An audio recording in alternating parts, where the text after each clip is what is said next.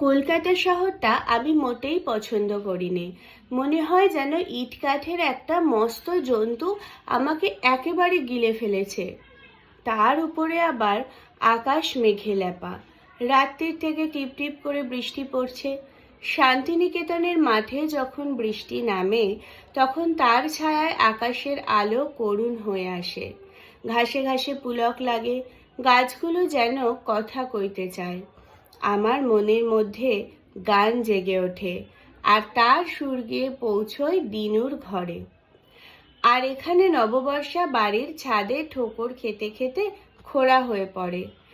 কোথায় তার নৃত্য, কোথায় তার গান, কোথায় তার সবুজ রঙের উত্তরীয়, কোথায় তার পূবে বাতাসে উড়ে পড়া জটা জাল।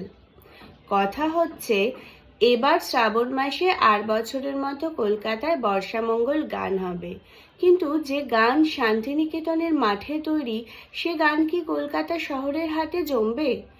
এখানে অনুরোধে পড়ে কখনো কখনো আমার নতুন বর্ষার গান গাইতে হয়েছে, কিন্তু এখানকার বৈঠকখানায় সেই গানের সুর ঠিকমতো বাজে না।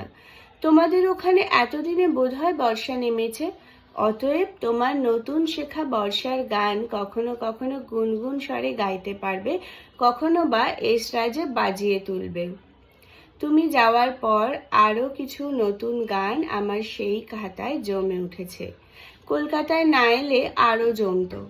এদিকে দিনুবাবুও দাঁত তোলবার জন্য 2-3 দিন হলো কলকাতায় এসেছেন। আষাঢ় মাসের বর্ষাকে শহরে যেমন মানায় না, দিনুবাবুকেও তেমনি। আজ সকালে সে পালাবে স্থির করেছে।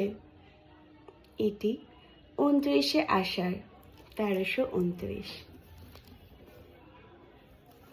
নমস্কার, তোমাদের জন্য অনেক দিন পর আমি রবীন্দ্র রচনাবলী থেকে একটা রবীন্দ্র পত্রাবলী পাঠ করলাম।